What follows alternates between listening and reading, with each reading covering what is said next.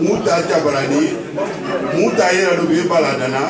muta yera do be pa da fala ka panfo abe seduma ka hakili di mo bela ka fo ma meni photo kala noya mo nya ala mo kala amen kam me to si mo ko ala mo kala amen lawa ma fene furu ne me ba meni ala ni wasula ala masa ya ala ko teme na wodi le furule akodi kwale ala masale le flanyotala amada flanyotala de musotaku amakote musola ate jirila wo masate asani yani woma okoro milele nu muye adamadele mo jonele adamade kelente se kokala adamade kelente se kokala foko ke nyole kila iko ke nyowo premier milele wole ifu musole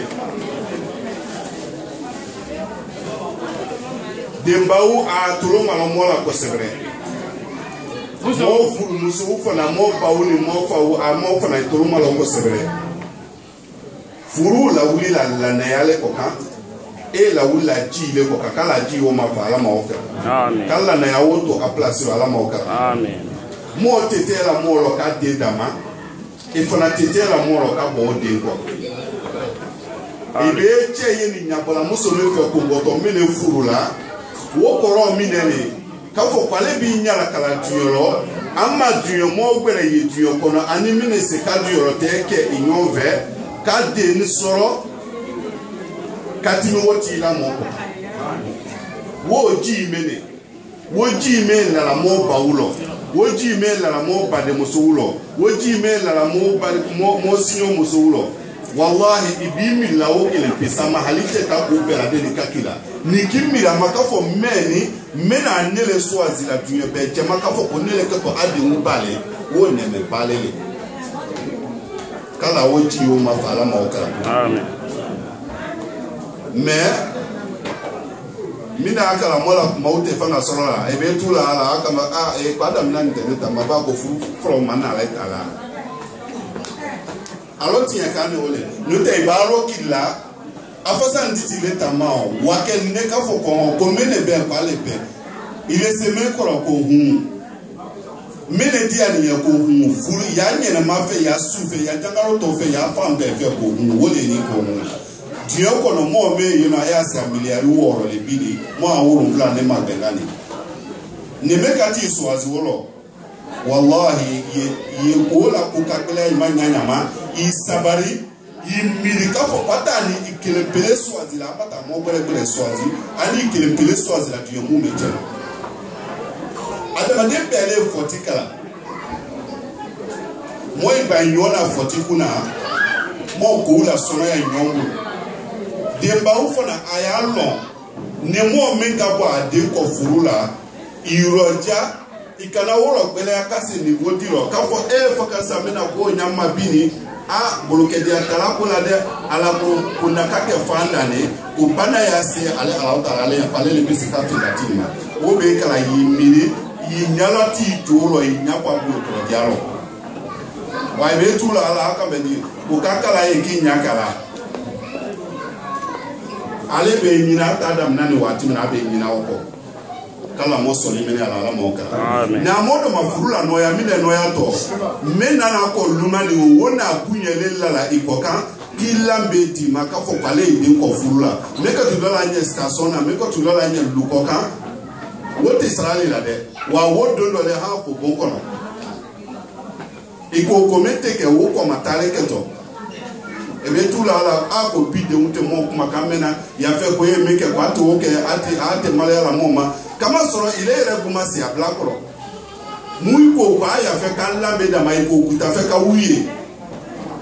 ile la ola ila condition da famille tawolo ku ye demoso la herele makarana ile dani aba fula lome tite condition meno ni ka fo ku condition fune dinna ide moso jene o be kala ina me makono na de mo bela de ni do alon ka fo ko mo si meno ano mo ji nyone bi do afola alhamdulillah sini mawala kula bango bi do ko subhanallah wa ne mola ki nyono wallahi sini mem la to wala ko mawolo Ifanalo ile ni siro teka la mapenu so itena na o so la ni so furu mo kana na furu la pele ya kasi dépenser kasi jate duro kama ula si ainonya ha ko de je wire buta isi kama fene a buna kala di kama so furu kala bo so kala na ya wo dépenser be no ya no furu le ya kala di ka transport bo ka furu so ka transport bo ka duro sarani de marché où ya tabe baro wo bela de mboni koro wo no ya ni yana furule akoto di wolo tu kala mo so limene ala la mo ka mo so sala la mo ka mo me gira la timba wala wole aya sabali aya furula sono ya wole furu parakala furu feme be no ya la wo furule parakala me furu feme ke to chema bona ka blaji balino ya lo ku blanja ka ta la joro te dam na la moyenne lo kama soro iba bolo la aba abe ko pe la delike voilà ko kile de muso satisfait kile ye go satisfait a ko na ko e malo kwa na kala le fe an wo be ba na mi de ka do ile muso ko mi de ro na luma de muso ro to bula sini ke to di mo inya bo ulo mo inya lo ka fo furu landa la tama landa te tegbele famille à la pugne sera le canal présenté à la café pour mener à dire quoi pugne belle à l'aimer pour camouler kala moso sabala la maoka amen mo mumma fulukeba tira ko hunye ne diko yama ashara shabab man istato amikum liba afala tazawaj ko mo muye ne demisenile ni kase furuma ku ro jaka fuluke ni mafuluke ko do ta dibele kala ko mana manale kala ali beme afo ya ko jeti be ye manamana si akoka momi ya ko kaba me ite sebena si atoka wole furuke bele ya ke sebena si ale iro ja ye furuke be sa furuma ye furuke ko ne mo me masidu kama soro be si ko tek sukelele be bolo ko tekelele iro ja ye mine kala iro ja sundoma kama soro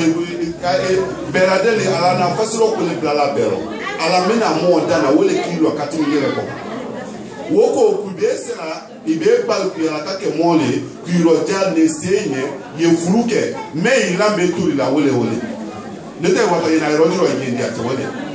ale kala moki soma la moka amen wowe kala minde kala ye furuke nite se furula kuiroja yesu si amando yesu ndo midero kama so wole do bola tela mo fasiro bola wole do bola muso fasiro bola hakete ahakilisi mina na adamadeni biambo li nyoma wole hakili me fasiro ko be wala li makase niveau tatitila apana be wala li hakilima idonda dadi fe idonda atwole jana na so ma ku yesundo ni lete se furula kala noya monya alama okara amen mo mudo be furudo muda be sa abolo luma ebe tu la te ula uko ko nenda furumeno kutu kono file ma konete ko akobima mimba sala muso ko ne sini mani ba kuma kane ma anote ko akunuta furumeno ba kana accident alete wosile salama ya ko monye di ako che unye kira sallallahu alaihi wasallam asato la ana asrangana limeto la eno woke ni mideli ako ko as-salat wa ma malakat aymanukum sarangana limeto ni chela bono wole kenale ko seli ana amuso kwa moro jaka mo seli chela satola ate karo no wati na ana sarangana limeto la wole fani ana sarangana limeto la manu ula mot sabe fayama wa satola kafa gu satola le ni tilale la ni ayabo la fino kala duma e fo mo da sabato makafo ko nyamani kwa ya laji kala la duma pate be kutu ana kame fo la wati wole ken ko seli ani mo fu muso ko mo hinu wula kala mo belo hina le fu muso la ala mo ka amen kala mo tindu nyono ala mo ka amen ati ba ko onye yana sawa ati nya ko ko muso dali kabo barasa ko lo wo fo ni che wulene kuni ko kuyana tele kufuni kabla o ko ro mi lele ibale blala iwato do ko le meta la brasa ko le ko na wole ko do blala le ko ti isi bana muso blala la wo be kala tami bolo yeso lo mina la ko ye yalo ko apeti na na la bena ali ka ko beke ti e di wuli ni si e di ro amone mando kata se na umar soro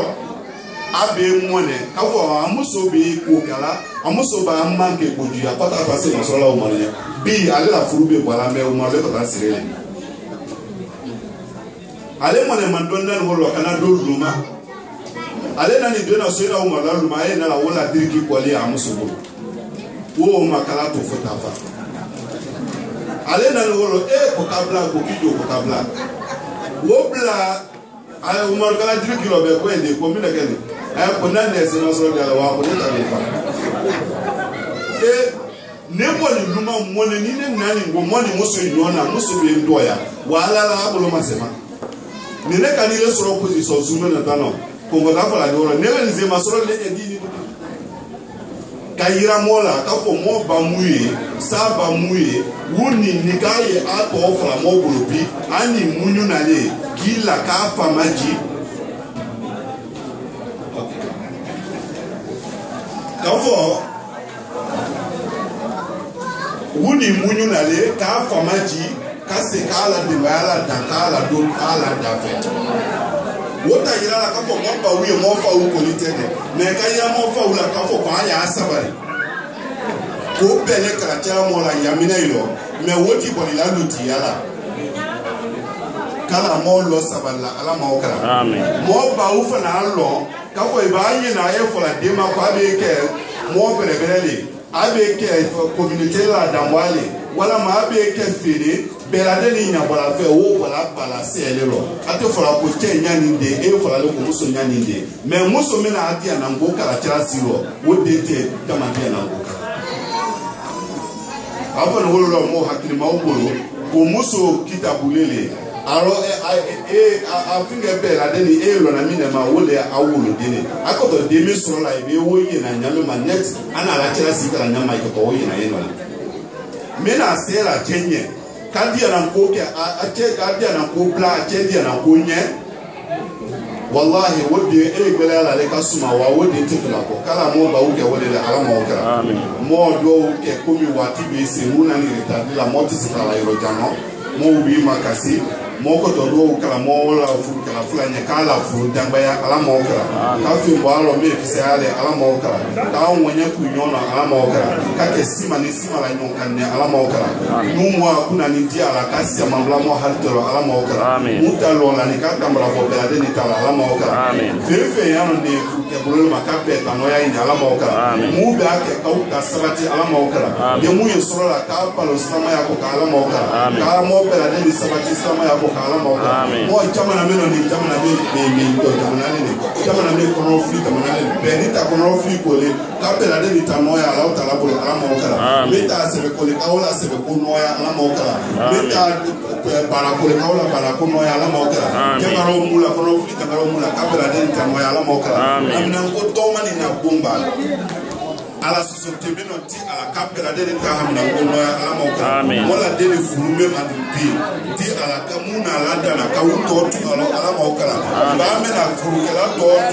ko ko ro mi de le furukela fula be me na ka fo ko furuso ma do ko anda ko ko le na bla ni no o be kala furuma be de wala kala furukela wuto tu ala mo kara ka ku nyona ala mo kara sama kambe mo bulo ati la si wala si mo pa de make me na me bana la te kala morobia na to ma de sheri wo da wa mo bulo si ni laiden be lo ja ka pose la si kinyo be no mo ta kata do ke mo ba fu ni sala na ina do ka bo mo ko to mo la do mo sala rabbana atina fid dunya hasana wa fil akhirati hasana wa qina adhaban nar ربنا لا تزغ قلوبنا بعد إذ هديتنا وهب لنا من لدنك رحمة إنك أنت الوهاب